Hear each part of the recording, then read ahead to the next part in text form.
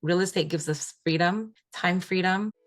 Welcome to the Service to Syndication podcast, where we interview the biggest and most successful real estate entrepreneurs, investors, capital raisers in the world who have worn the uniform of this great country, those who provide services to our men and women in uniform, and other service-oriented professionals to provide you with the tool sets, the mindsets, and the skill sets to help you conquer your dreams and goals in real estate and to use this wealth creation vehicle so you can live a more successful, happy, and fulfilled life of generosity and prosperity. If what you desire is time, lifestyle, and financial freedom, you've come to the right place. We will bring to you the best real estate entrepreneurs who will give you the insights, the knowledge, experience, skills, so you can go out and crush it in whatever real estate asset class you desire. So grab a pencil and paper, sit back, and enjoy the ride on the Service to Syndication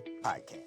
Hello, my servicemen and women and other service providers. Welcome to another episode of the Service to Syndication Real Estate Podcast. I am your host, Cedric Marlow. I am a U.S. Navy vet. Here on the Service to Syndication Real Estate Podcast, we interview the most successful real estate entrepreneurs, investors, and capital raisers in the world, where most have donned the uniforms of our great country. We aim to provide the tool sets, the mindset, and skill sets for you to achieve your personal and business goals while using real estate as a wealth creation vehicle to help you live a more successful, happy, and fun-filled life. I am super excited today because I have with me top-notch real estate investor, Miss Harmony Borden. But before I properly introduce our exciting guest to you, I want to ask a favor of you. Please, if you get some value out of this interview, if you get some type of insight, mindset shift, if you learn a new skill, new information,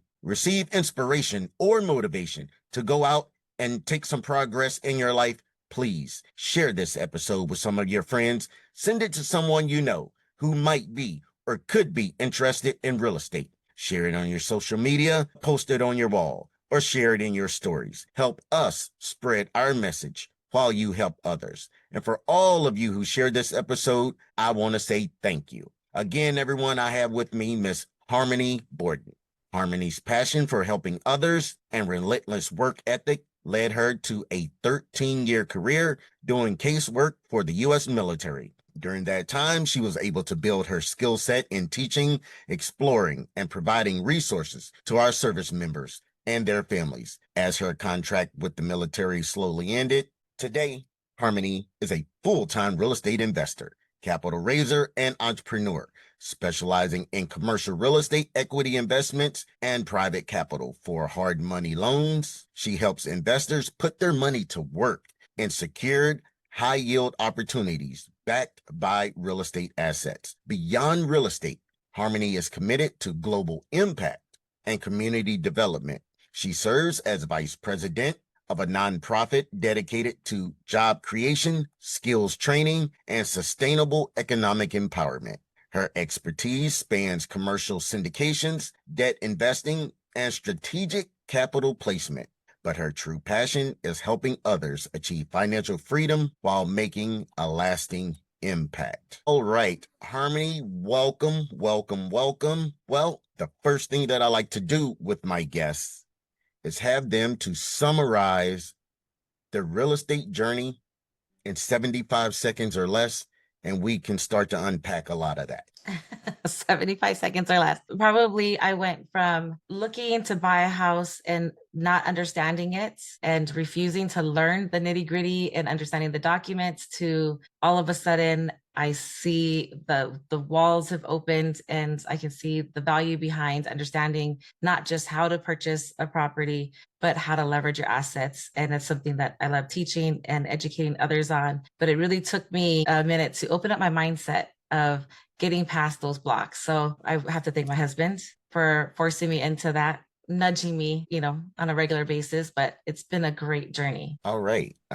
Great. So you spent 13 years doing casework for the U.S. military. How did that experience shape your approach to business and leadership today, if at all? No, definitely. There's a lot of training that within our positions, and especially in the islands in Hawaii, it's very different. It's not your typical position that you would have anywhere else in the mainland because you have a lot of resources around you.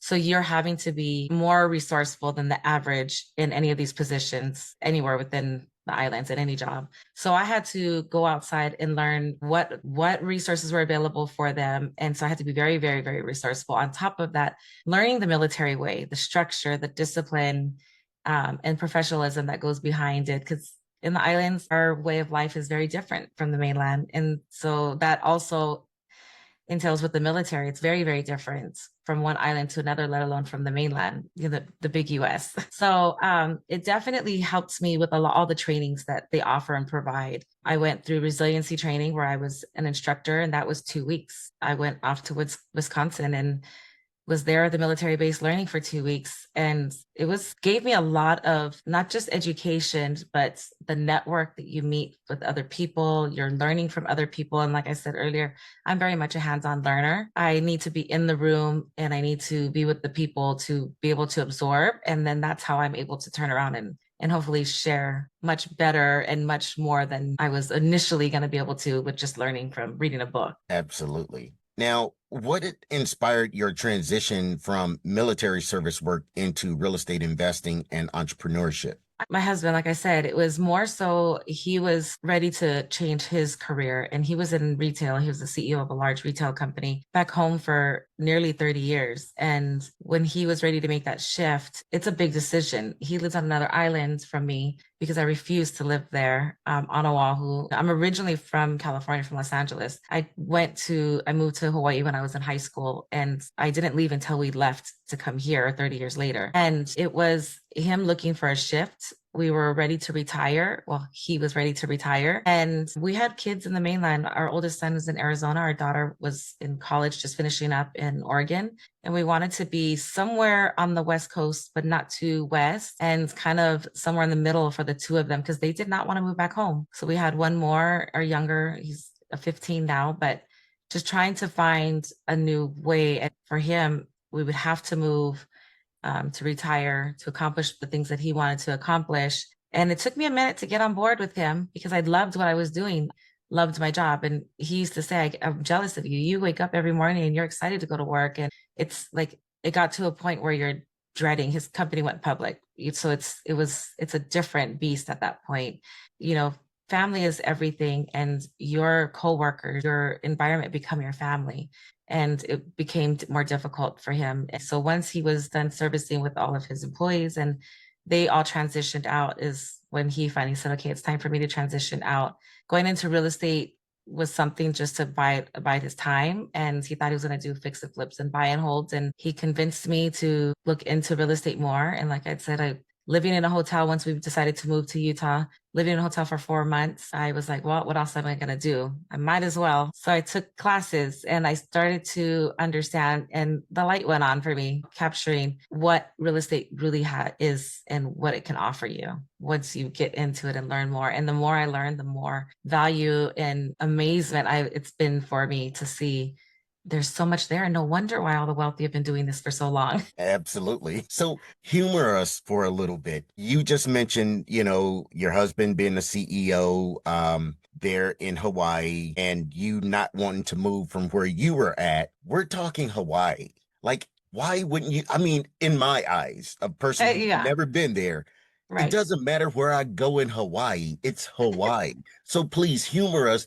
why you were so adamant about staying where you were at and not moving to where he was at. And you could tell us like the names of the islands because we don't know. Right.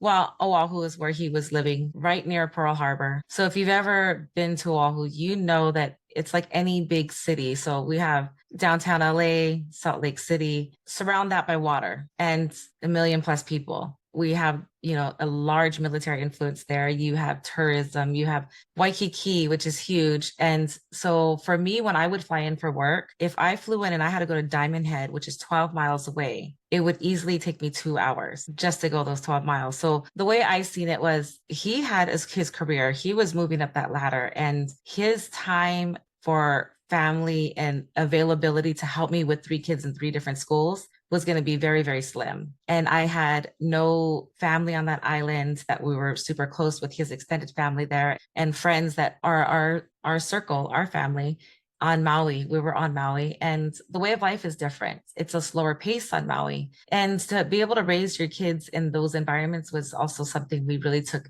into consideration. Our kids went to high school. Our daughter, after wrestling practice, can go 2 miles up to the river, the freshwater river, and dunk in there after school, after practice, go to the beach, if they wanted to, not too far off. In Oahu, it's a lot harder.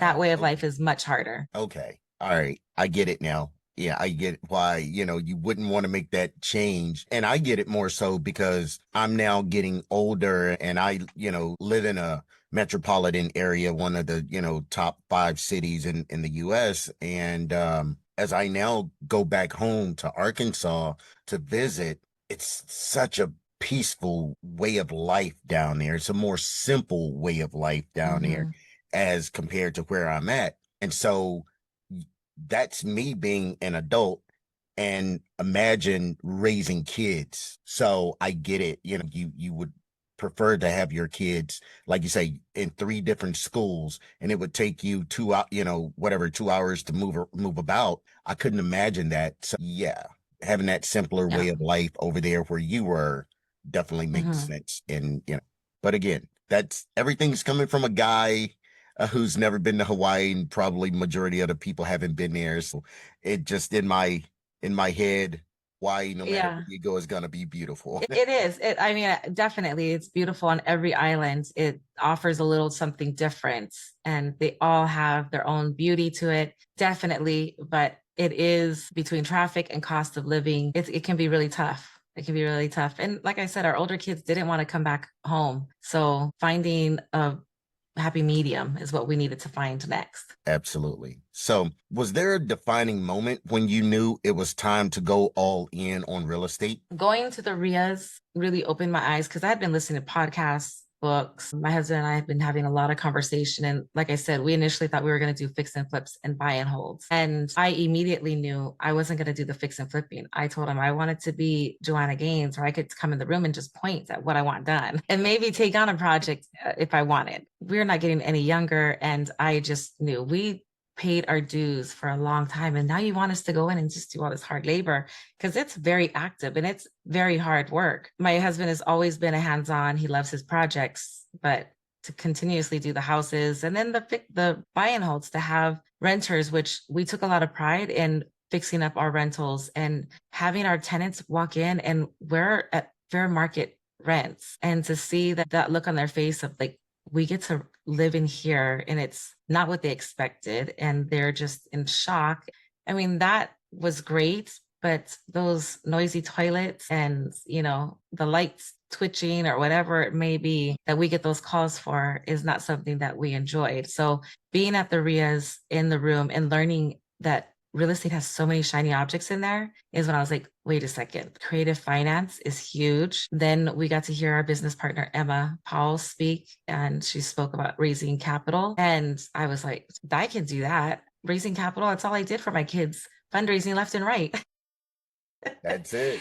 And, it was needing to learn. I found something that gave me a reason to want to learn more. And that intrigue just piqued in it. And I was definitely slower to it that than my husband was. Commercial real estate, it was an immediate click for him because he came out of the commercial space, and that was actually more comfortable for him than single family. He also seen you can grow faster and go farther in commercial, especially with a team, rather than just doing the fix and flips and buy and holds. So we reevaluated ourselves about a year in. We had decided we sat down and looked at our goals, and we realized real quickly that 7 months in, we hit our 3-year goal. And that was on accident. We discovered that showing our daughter how to work her finances backwards to see her goals and what she needed to accomplish that. When we seen that, a large portion of that was because of private money lending. And, we were using our own money at that time, and being the bank was definitely a lot more fun at that point. So once we started to see that there's a lot of shiny objects out there and realizing what being the bank was, that immediately sparked the interest when we heard Emma speak for raising money. Raising capital is just, it's been fun. Right. Yeah. One thing that I want to reiterate, that you mentioned there, that's very, very important that probably, I'm going to say probably 80% of the people don't do is set goals. You set Yeah, goals and they don't have to be goals of buying real estate. It could just be financial goals. It could be budgeting, you name it. But you set those goals because that gives you a benchmark, one, of where you're at, but also shows you where you can go and get to. And you have to, and then it sets out a roadmap. And for those, exactly. yeah, yeah. It just goes a long way in helping you to get to where you want to be. And I thank you for bringing that up, Well, about the goals. yeah, no, it's definitely huge for people to see, not also where they want to be, but how fast they can actually get there if they really concentrate on it. A lot of people don't realize that if they set their goals and what do they need to be where they want to be in the next 5 years, that's what we did. And then we sat down and we did our 1 year, 3 year, 5 year goal. And in 7 months, we hit our 3 year goal. And I don't know that we would have realized that initially had we not sat back down and reevaluated that with our daughter to go over it with her. So stopping and taking a minute to look at your goals, I would say a couple of times a year, maybe every 6 months, to see where you're at, because you got to acknowledge those wins too, because working towards those goals can be exhausting sometimes and you can feel defeated. But when you realize all of those little things that you've accomplished along the way actually make a big impact, that can definitely light another fire you didn't know you had in you. I love it. I love it. So you specialize in commercial real estate equity and private capital for hard money loans.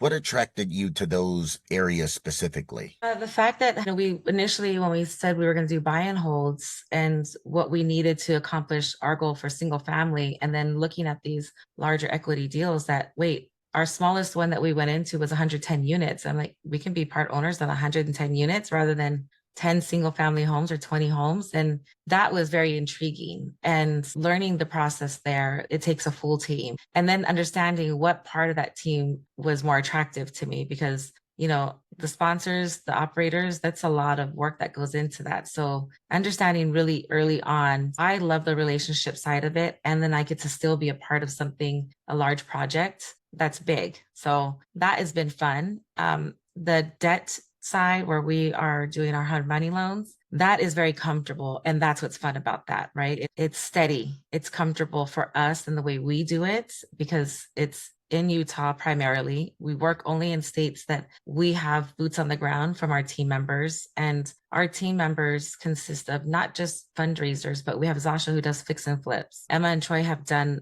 a few of their own. My husband and I have started some and decided we didn't want to do them, but he's also a licensed contractor. And then our other partner, Lisa Moore, her husband's a contractor as well. So we want to work in states that we're all comfortable in. And we also run and operate the largest RIA here in Utah. So constant deal flow has been easier for us than I would say probably the average fund that is doing hard money, unless because we're in the front of those rooms and we don't even have to even talk about our fund or Rise as a whole. They just know that's what we do because we're bringing value every month if we can. We're trying to just get people in front of those rooms to help bring more value to them. And they see the integrity of who you are and what you do consistently, that opens up so many doors. So having the fund makes sense for that constant deal flow, to have not only our investors' money, but selfishly our own money too.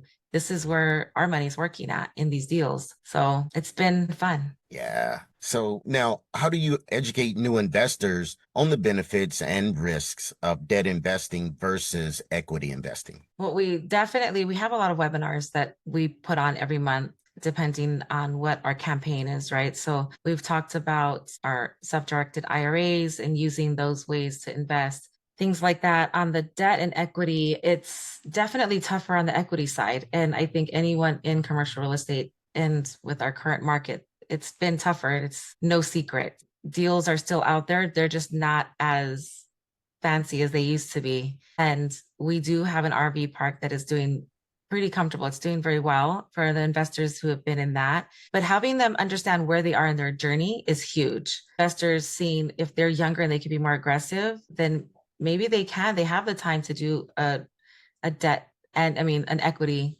deal that they can sit in for the next 5 to 7 years, and understanding what that will look like for them, the risks that go behind that. And then also on the debt side, that's going to be a more consistent, because ours are every 6 months. Those are our terms, to see where are they at, how aggressive do they need to be? Like I said, where are they on their journey? Are they older and they just need cash flow? Are they younger and they can wait it out for a great deal to come along and sit in that for the next 5, 7, 10 years? Because I'm hearing a lot of them are at 10 years these days. So helping them understand where they are first, and if what we do is what's for them, that's another big one. Because if they want to be more aggressive and do something different, we're trying to sit comfortable and steady. Like I said, we have our own money working in there. So comfortable and steady is what's good for us. Yeah. Yeah. That's great, because I agree with you. You sit down with your investors, you find out what their goals are and what they're comfortable with, what their comfort level is. It goes a long way in building that trust in that relationship. Yeah. Yeah. So what makes private lending a good fit for certain investors, and who should consider it? Well, it depends on, I definitely think it's something that everyone should look at. It just depends on what they're able or willing to do. Because if they're doing it on their own, there's a lot of work that goes behind it. And if it's not something you're comfortable with or have access to identifying those risks, it can be really risky for them, right? If they don't have the network or the partnerships in that. So you're talking, it's not just us raising the capital. Now we have to go and work with rehabbers who are running successful businesses in doing these flips that we're lending this money to. And we work with them on all levels, but it's also talking with them and understanding their goals and what their journey looks like, because that helps us understand what pace they're going to work at and what they really have time to do. Even though they say this project is only going to take this, what do they really have time to do? And are their numbers working out? Lisa and I are both licensed real estate agents here in Utah. And we have a big network. So we have access to looking in the states that we need and that we do perform into. Neither one of us are practicing using our licenses full time. We do it just for ourselves or for, friends and family and whatnot, but primarily for the funds, on making sure that we have access to the market and looking at the numbers and reassuring both our capital partners and our borrowers that we do have access to seeing what we need to see where the market is going. My husband is very analytical, and he has access to every zip code that he needs to see what that market has been doing and how it's been performing, so that we can see what it's going to do in the next 3-6 months when these rehabs are completed. And we've done ground up construction as well, some commercial. It really depends on the rehabber. So understanding the goals of our partners that are coming in as borrowers and our capital partners that are coming in to invest with us. Those are huge. Okay. For those investors out there that may be looking to utilize your service, what do you look for when evaluating a deal to raise capital for? I'm definitely more comfortable with the single family with our debt deals. We only have our trailer park as our primary for our equity side right now. Lisa and Emma are working on our equity, and they're coming up with some formats to hopefully work with in certain sponsors and operators, because we want to develop a relationship with just a couple of them to work with, because they can make or break deals, and we want to definitely look into that. So they're going to be the ones who are going to analyze our equity deals. On debt deals, primarily my husband and Lisa will do the underwriting for that, but I also understand that being as an agent. So we stay in the comfortable first-time home buyer range. Maybe it's their second home. We're not in that luxury phase of looking to rehab. Those are going to sit longer, especially in today's market. You're going to, a fix and flip here used to be done in 3 months and sold. Here, maybe they have the rehab, but it's not sold for 6 months, sometimes 8 months. And it just depends, the market slowed down. So on a luxury, that's going to sit much longer. So we sit in the comfortable 500,000 to 800,000, going to stick under $1 million easily. And that's going to be consistent. And it's been working. Wow. That's great. So I'm an investor. I have money that's sitting in the bank, and now I want to put it to work. I've heard your been to your Rio group meetings. And so now, what protections or safeguards are typically in place for somebody like me that wants to invest with you guys? Yeah. So after we understand what your goals are, and we're big on being diverse and helping them understand what the capital they want to invest with us, we on our debt deals, we only sit in first lien position. So that's how our capital partners are all protected. And like I said, we have the resources to take over our project should we ever need to. And knock on wood, we've never had to.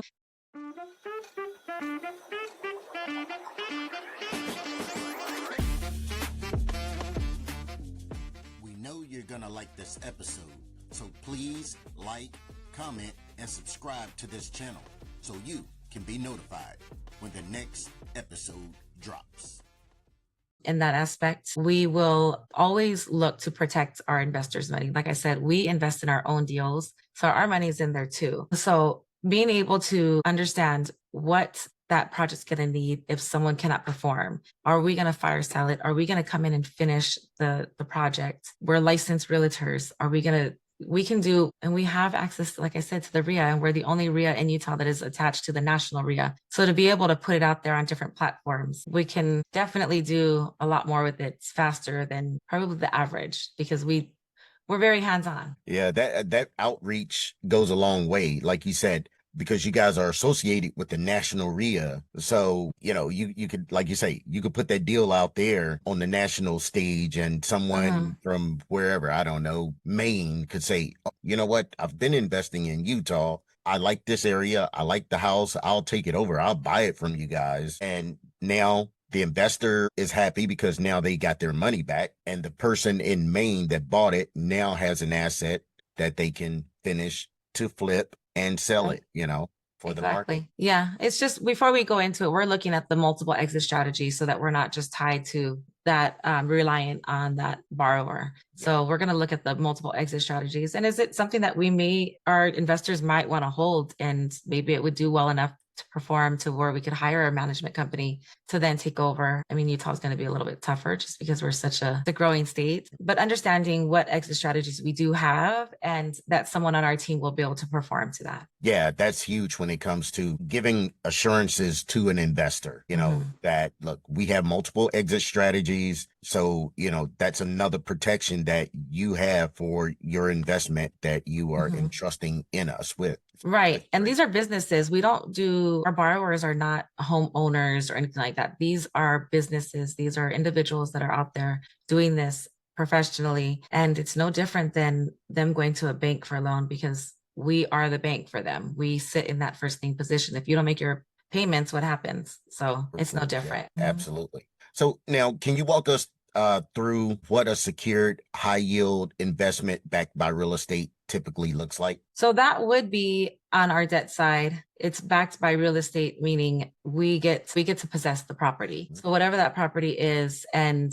we are looking at the possibilities of that property, the ARV, whether it be land and what possibilities, if it needs to be rezoned. We had one that just came up. He did purchase land, and he was able to put two homes and have it zoned for 2 single family homes. Having it backed by real estate is huge, because the value of real estate, whether we turn around and sell it on the market, whether we do a creative deal out there, all of our deals are going to be backed by real estate in that asset, in that reference. So if it's land, we're going to look at what are the possibilities, what has it already been zoned for, what has already been approved for it, and who we're doing that deal with to be able to back it. So maybe initially the lands may not have as much value until all of that's done, but maybe they're going to put up another project that's already completed that does have the value there. And then that's going to be the lien for that until it changes over and that land has now become a development that has more value.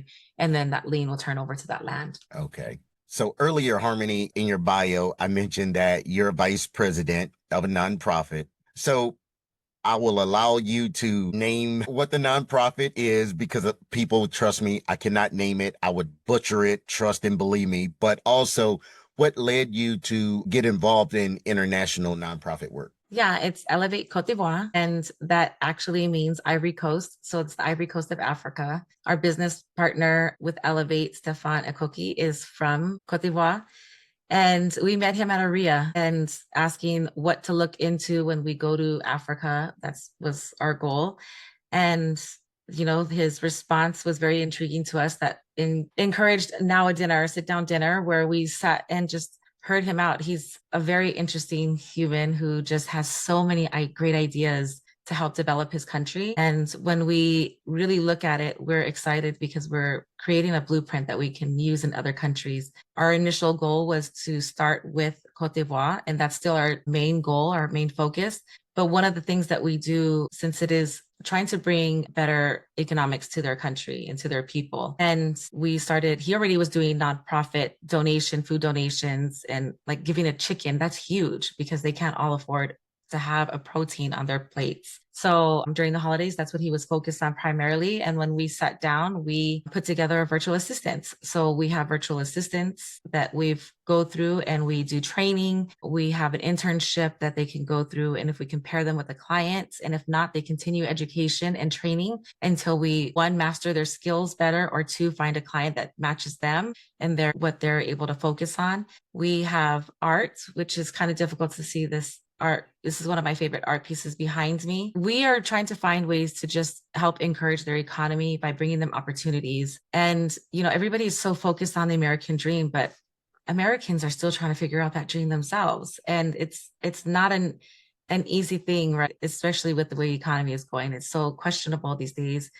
that why not create their Ivorian dream? Why not create their own country's dream in any country? Why does it have to be why do they have to leave home to go and accomplish something? We want them to be able to focus on what they want, and that's being able to provide for their families. That's really big for them. Their way of life is a slower pace, more like the island life that we're used to in Hawaii. So it's being able to focus on bringing them any kind of opportunities. So right now, our big primary focus is our virtual assistants, which I'm excited to also say that we've gone out, not on purpose, but it just kind of comes to us once the word got out there. We have virtual assistants in Ghana and Nigeria now, and that's exciting. We have interns that are coming in from other countries as well to try to work with us. And then our new focus is on our university, our Elevate University that is currently in the works. We're going to start raising for that, and hopefully we'll have that up and running in the next year and a half over there so that they can get some real-time education. We've been to the universities and the schools there, and the capabilities are there, but the availability to resources is very slim. So being able to bring what we can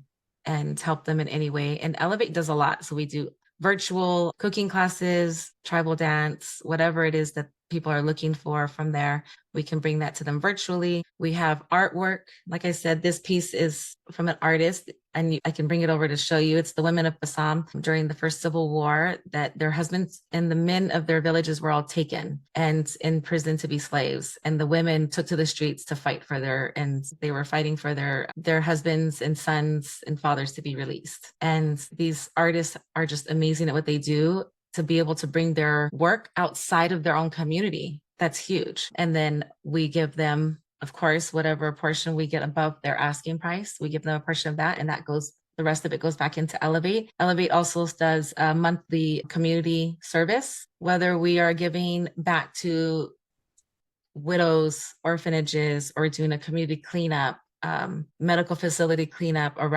they don't have a trash system there.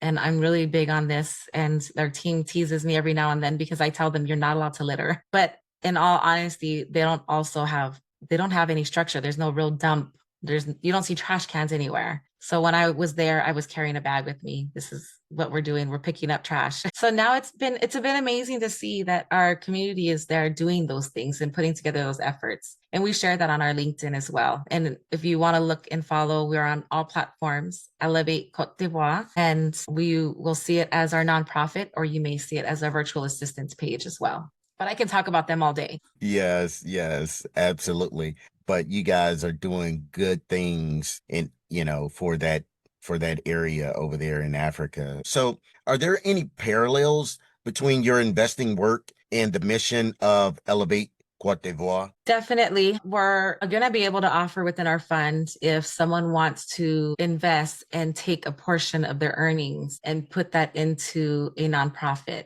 I mean, it doesn't have to be Elevate. It can be others. And that's something that we're working to structure. So if any investors are interested in doing that, we definitely would love to hear from them so we can get that going. And as far as us personally, this is what drives our real estate. Real estate gives us freedom, time freedom. We can do our real estate work from pretty much anywhere. And to be able to have a career that supports our passion, that's been phenomenal. That's what we love. I mean, our kids are older. We have a grandson and a son in high school. We still have the time freedom to do the things we want with our family and friends, to be able to focus on something bigger than any of us and to make the world a little bit better tomorrow than it was today is just our goal. So real estate definitely helps us in that. And we want to be able to help our investors look into ways to help eliminate some of those Uncle Sam taxes that can be a burden. Let's find a way to do better and make it easier for them as well. Yeah,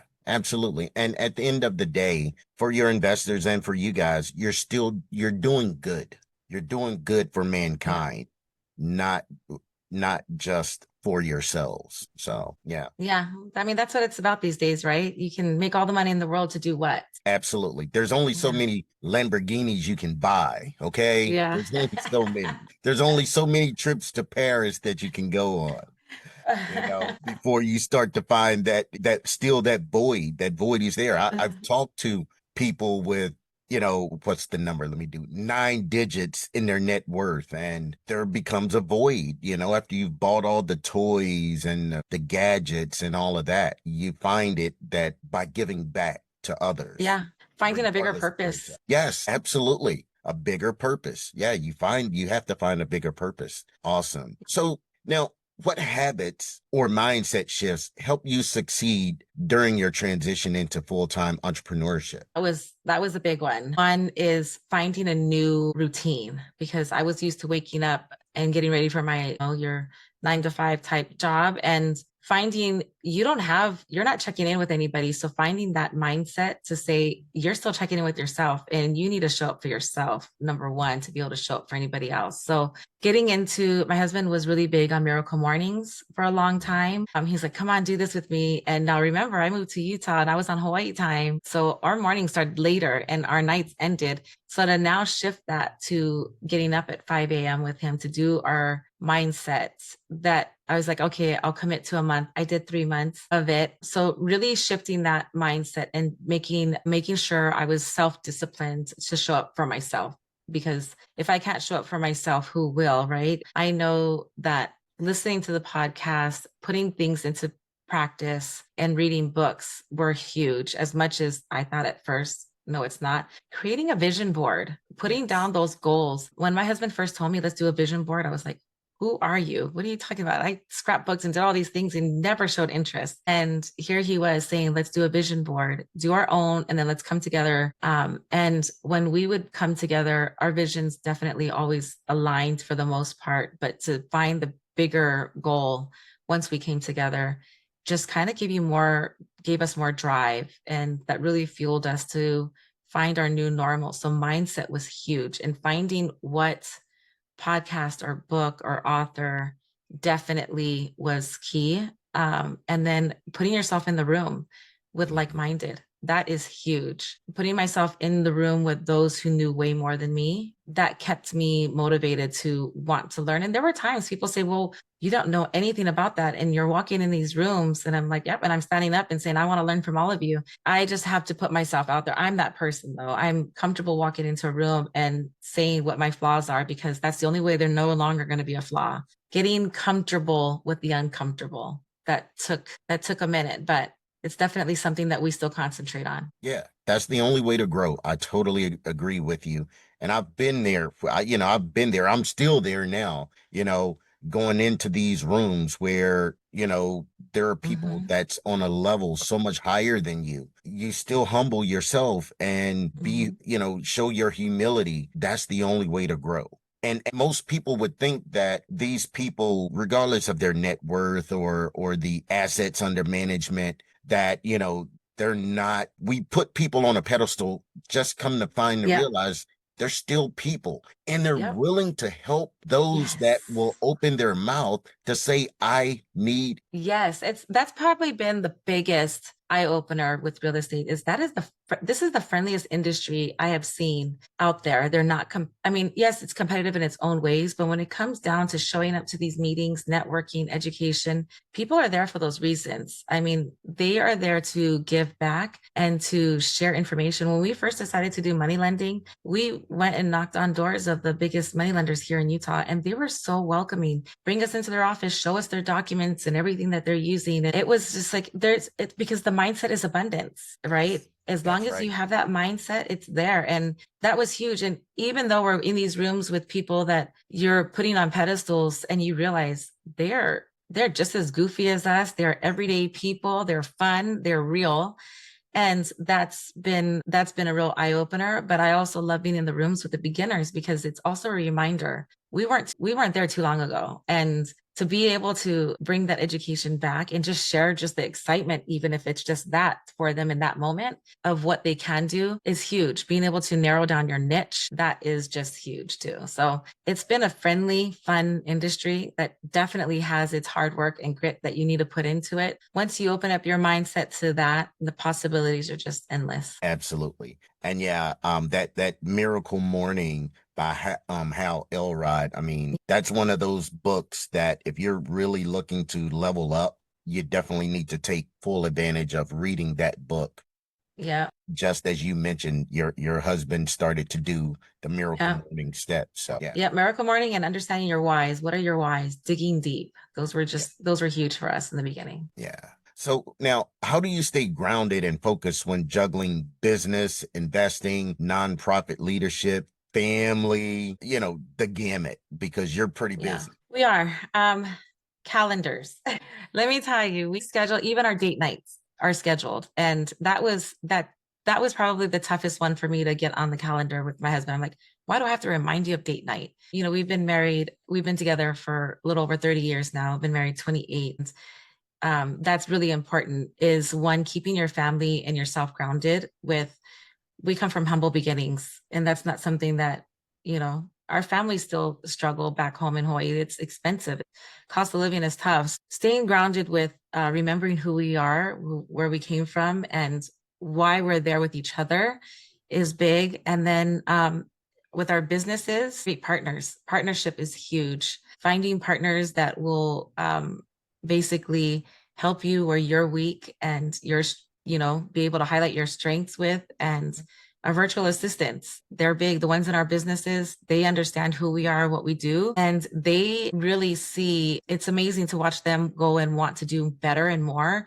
And it's almost that they treat it as their own business. So being able to just find an all-around team that works with you makes it much easier. Not to say that every day is easy, because we have to schedule, but we schedule everything out. We have meetings with our VAs, meetings with our nonprofit, meetings with each business. So each week we have a day that's kind of focusing on them, and it can be tough to juggle them, but we just stay motivated. And as long as we stay grounded with and remembering our time freedom, don't let that go, because it's easy to get caught up in your businesses and the things that you're trying to do. And you sacrifice your own time to do those things, where if we stay disciplined with it and keep it on our calendar, we find that it's easier to stay focused. Okay. Now, what advice would you give to someone coming from, say, government or service background who wants to start building wealth through real estate? If they're still in their positions, I say stay within your positions to find one. Usually the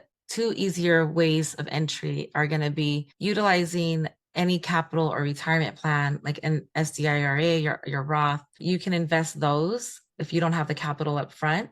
You can look into, if you're accredited or non-accredited, different platforms. So accredited, a fund like ourselves. And, we're happy to schedule calls with people, because even if it's not something that they work well with us, it's not their goals, we don't align, that's okay. We help them find others that maybe we've known of that we would personally and also invest in, because we wouldn't want to just hand them over just anybody, or we'll let them know, we know these others do what you're looking for. We've never spoken with them or sat down with them, but you might want to check them out. And then house hacking, the service members have access to their VA loans, understanding what that product can do for you and understanding the team you put together to find your house is going to be huge. You want to find a lender that understands the product and the capabilities of that product, whether it be a rehab loan, whether it be buying a multifamily with your VA loan, what your eligibility is and what other, can you use it again? We talked about that, right? How many times they can use it. If they are active duty, I hope they know that they can use it more than once because every time they move, they can now buy another property, things like that. And I know of service members who are doing that. They're active duty and every time they move, they're buying a new property and they're renting out the last one, or they're seller financing, or just trying to find something that works or seller financing into their next deal because they did use all their eligibility for now. So they're getting another property using seller financing. House hacking is going to be hands down the easier entry because they're living in it. They're being able to have their mortgage paid for. And they're not waking up in the middle of the night to the phone calls of my rental is, toilet noises or whatever. They're there at the property. And they may not have the time to go and deal with all these rentals because they are actively working full time. But I think finding a team to work with, whether it be finding your own house or houses, or investing into debt or equity with the funds, or like I mentioned, we're about to launch. We're working with Fractional to launch a debt platform that we are going to raise $1 million for each club that we do and bring in non-accredited. And that's going to be able to help our own family and friends be able to have a lower barrier of entry. So it'll be 10,000 that they can bring in, and they can bring in their IRA, their retirement plans if they don't have the upfront capital that they've saved. So there's different ways out there. I would say it's always possible. It's never impossible. It's always, what currency do you have available to you in that moment, right? To real estate invest. Do you have cash? Do you have credit? Do you have time? Do you have education? Or do you have the biggest one that I see the value in the most is the network? Do you have relationships that can help you with that? So understanding what those currencies look like for you, and so that you can understand where it's going to be most valuable for you in that time in your life. Yeah. What's your vision for the legacy you want to leave, both through your business and your nonprofit? Definitely that it continues to grow with our nonprofit, that now we have accomplished our goals within Cote d'Ivoire and we've moved on to other countries. Definitely with our family, our children, whether they want to do this or not, to understand how they can leverage our businesses and real estate to help them accomplish their own goals, to have it continue on making continuous money for our investors and ourselves so that our nonprofit legacy can continue to grow. So that would be the all-time goals, that we set things up so that when we are no longer here, those are still functioning in some fashion to continue to grow. I love it. Great way to end this. Well, Harmony, it has been a blast having you as our guest today. As we close out, please tell our listeners where we can learn more about you, get in touch with you, and learn about all the fabulous things you have going on right now. Thank you so much. It's been awesome talking with you. And I think every time we get to chat, and even in our other meetings, we can do this forever. So thank you so much. It's been fun. You can find me on any social media platforms with my first and last name, Harmony Borden, and it's Harmony with an IE, not a Y. With Rise, we are partner with rise.com. Rise Capital Investments. And with our nonprofit is Elevate Côte d'Ivoire. You can find us on social media, all platforms as Elevate Côte d'Ivoire, or on our website, oneelevate.org. And it's the word one, ONE, elevate.org. Awesome. Harmony, again, I want to thank you for your time today and all the wisdom you have provided to my listeners. It's greatly appreciated.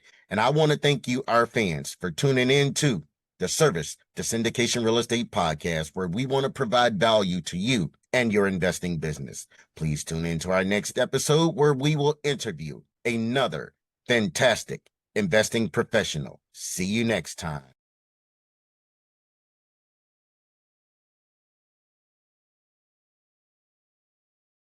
Thanks for listening to the Service to Syndication podcast. We want you to know that we love and appreciate your support, and we are grateful about being a part of your journey to becoming a successful real estate entrepreneur. Please share this episode with a friend who you think will get a lot out of what you just heard. Send it to someone who you know is interested in real estate and dreams of having it all and being the best they can be in all areas of life. And if this was really valuable, share it on your social media stories and timelines. Thank you for watching and listening. Now go be great.